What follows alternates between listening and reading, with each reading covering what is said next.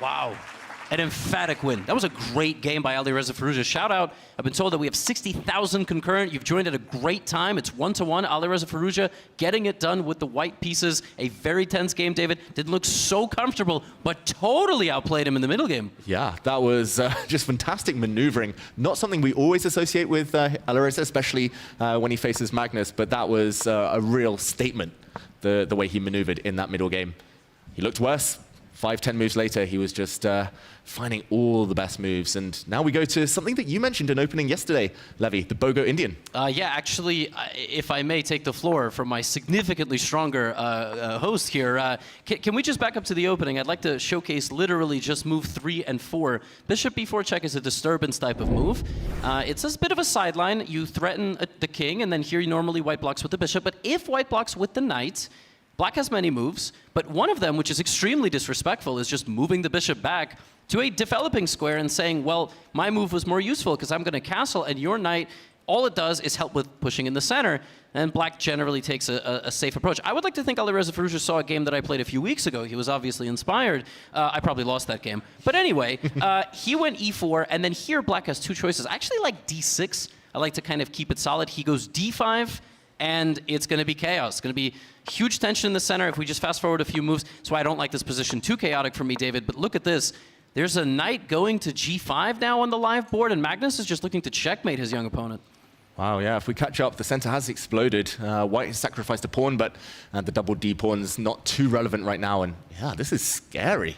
Scary, scary. E6 is coming. H7 is hanging. The queen is also about to enter. She's poised. Correct me if I'm wrong, this happened last time they played last year. Alireza would win, and then just like totally spin out of control in the next game. Like, you got to stabilize, and he goes for a different line, and now he's under such risk. Pawn takes knight, queen check. The king's going to run to the center, I imagine. I can't imagine it's going to go to f8, but I mean, this is a headache position to play. Yeah, this looks like something you're taught not to do when you're first learning the rules of chess. Just to point out for everyone at home, you couldn't have blocked because bishop takes g6 was possible, and the h8 rook would have been undefended. And yeah, this is beautiful compensation, both positional and dynamic. The black king is never going to be safe. Absolutely. There's not going to be massaging of the position in this game like there was in the first game that Magnus was with the white pieces, slow maneuvering and then one endgame mistake. No, here, the dynamics of the position require white to play aggressively, just like in the previous game. He is down a pawn, but he has to rely on rook c1 and b4, because if he waits too long, David, it's just going to be bad news in the endgame. Exactly. The queen drops back for now, but he will be preparing some action very, very shortly.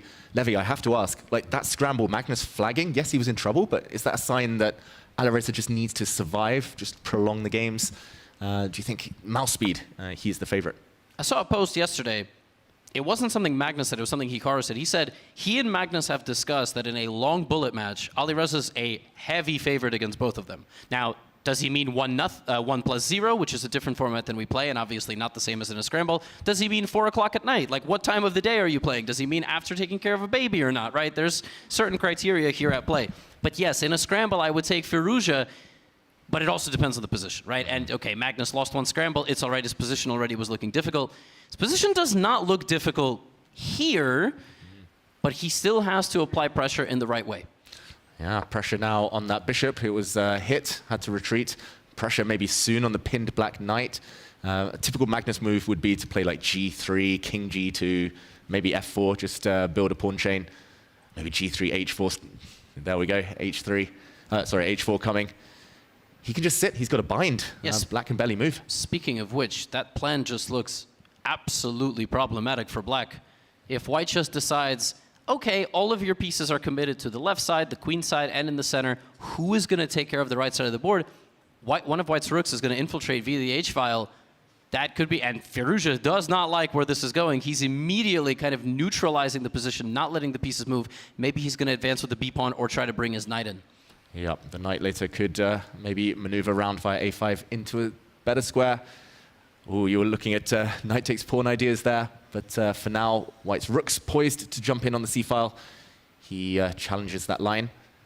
Yeah, he's finding good squares for his pieces, Alireza, but still, what next? And there we go. Magnus is just being super consistent.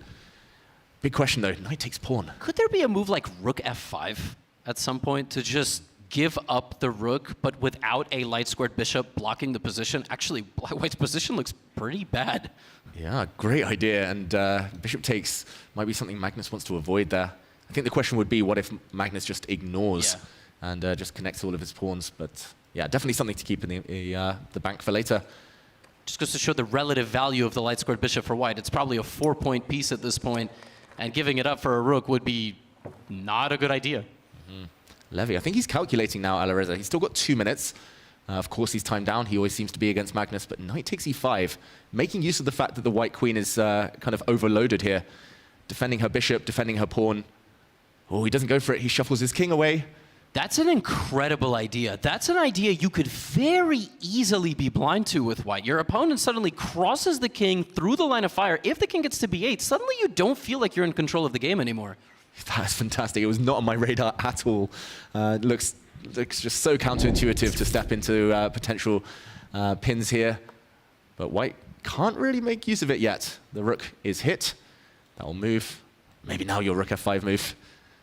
Yeah, why not? Although, as you said, he will not be taking it. Okay, he plays rook f7. Hasn't watched enough Gotham content, obviously. Oh, now I know why you wanted to play it. But rook f7 instead, also logical. And Magnus defends his bishop. He really wants to liberate his queen at some point. Maybe go hunting for the weak, undefended e6 pawn. Just defending his bishop in the meantime. And that pawn is terribly weak, it's important to add. King goes to b8. Now, if queen g4, knight takes e5, it looks promising, but you really have to calculate, is that pawn hanging at all because of your king in the corner? Yeah, rook takes rook would be an answer, and a queen would come in with a check. So black's knight cannot really move right now, unless it's going to retreat back to d8. Ugly square, there we go. The bar rises. What? Oh, he's dropping his pawn. He's dropping his extra pawn. Magnus can take on d4 if he wants. I don't even know if he wants that pawn. Not going anywhere. Yeah, but what else? Like, at some point, you kind of have to cash in. Maybe he'll give a check first. Maybe he'll... Okay. Retreat his bishop. He's also giving up a pawn, but you can't quite take it because bishop takes g6 would come in, or maybe even something better than that, yes. The rook is protected by the other bishop. Yeah, everything's holding on to each other. The queen, therefore, forced back. Magnus can try to repeat the position by bringing his bishop back. That's a great blockader, but does he have something better? He probably doesn't want to trade off the queens just to win his pawn back right now. That would alleviate a lot of the pressure on black's position. But there would be a hanging pawn on a4. So maybe he does want to do that. And he is one of the best in the world, if not the best, at seizing the moment of simplifying to the exact endgame that he wants. That is true. What mood is Magnus in? He did win the previous game by trading queens early. Here we see his position repeats itself, and of course he doesn't repeat. Magnus is playing for the win. h5. He's going for that plan of undermining black's pawns here. That's where he's strongest. He's got the pawn majority, long-term, endgame, pass pawns. Levy, I like White's chances. The black pieces just look so stuck. Oh, for sure. And the advancement of f4, g4, g5, f5 in the long run is going to be a real problem as well. Really, for Firouzja, the lack of time will come back to bite. You just can't make good moves under such a time constraint over the course of 10 to 15 minutes. But Magnus still has to turn the screw a little bit. Like, he can't, okay, he brings the bishop back. He's just threatening to take a pawn. Greed is sometimes good. And that pawn is quite an important one. It would create a passed g pawn for White. You can take it now. Not only that, but once you take it, you can go behind sometimes. You can almost try and trap this rook. And there's no king a7. King a7, it looked like he was trying to run the king to the outskirts of the board, but White could maybe even just take the pawn in the center. Queen takes, bishop to e3 winning, and not even rook d4, rook a4. Everything would be falling apart. Alireza is in serious trouble here of going down for a second time. Oh, beautiful play. This is so calm and composed from Magnus, and he is almost trapping this rook. Does that rook have any safe squares to use? Shout out to our audience who are enjoying this positional squeeze right now, but I think that rook is gone, Levy. The bishops are going to catch it. Oh yeah, that's it. He's going to sacrifice it, but we don't yell that one. That was a sad sacrifice. And Alireza surviving this would be nothing short of a miracle. Oh, pawns are falling as well. One last try. He hits the white rook. The d pawns are now his only hope, but Magnus so calm, defends his rook. It's almost hopeless. The clock times as well, so one-sided. Completely dominant third game from Magnus. I thought that was just going to be the end there. You could maybe even take the bishop, although absolutely no need to do that. And that's it. Magnus gets the win, 2-1. Alireza simply had no answer. It was all about the opening, which just went wrong.